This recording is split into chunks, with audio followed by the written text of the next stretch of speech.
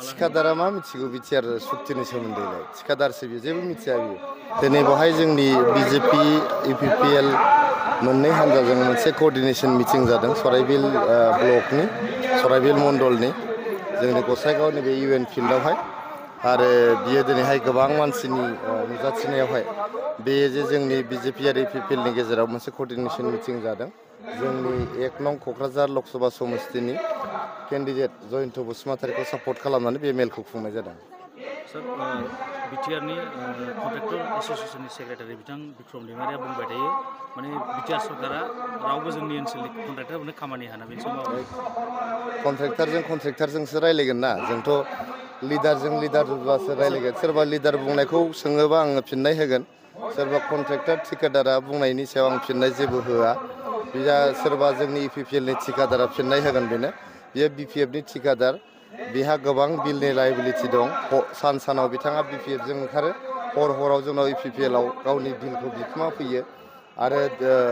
मास मोननै मोनथामसो सिगां बिथाङा गावनि बिलखौ होयोब्ला जोंनि इउपिपिएल हान्जायाव हाबनोसै होननानै बिथाङा बुंदोंमोन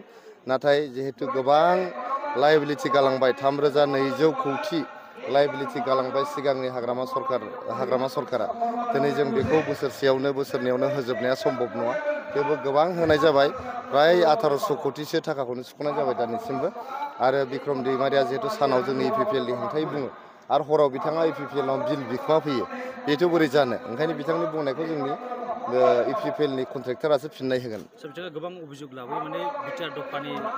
दफाफ्रा बे मावफुंजाला माला थिखादारा मा मिथिगौ बिटिआर सुक्तिनि सोमोन्दैलाय थिखादारसो बियो जेबो मिथिया बियो बेसेबां थिखा मोनगोन मोना बेखौसो सानो बियो बे सुक्तिनि गेजेरजों जे जोंनि बिटिआरनि सिमाया गहपुरसिम बारायबाय बे सुक्तिनि गेजेरजों जे जोंहा बर' मिडियामनि सेपारेट डाइरेक्टरेट जाबाय बे सुक्तिनि गेजेरजों जे बर' रावा दिनै आसामनि एस'सिएट अफिसियेल लेंगुवेज जाबाय बे सुक्तिनि गेजेरजों 10टा कलेजा प्रभिन्सियेलाइज जाबाय बे सुक्तिनि गेजेरजोंनो दिनैहाय जोंनि बर'फ्रा एसेमब्लियाव बर' रावजों जे बुंनो मोननाय जाबाय आसाम एसेमब्लियाव नोंथांमोना थांबा नुगोन बर' रावजों दा लिरनाय दंजोबसै आसाम एसेमब्लियाव बेफोरखौ बिथाङा मा मिथिनो आरो गोबां बाथ्रा बे सुक्तिनि गेजेरजोंनो जादों दिनैहाय बे सुक्तिनि गेजेरजोंनो जोंनि बिश्वनाथ सनितपुरनि जे बर' रायजो राजाफ्रा हानि पाट्टा मोननो हादों रोजा रोजा न'खरफ्रा हानि पाट्टा मोननो हादों बेखौ बे थिकादारा मा मिथिनो गथिखे थिकादारनि सोंनायनि फिननायखौ आं होआ सोरबा बिपिएफनि लिडारा माबा सोंदोंबा आं फिननाय होगोन।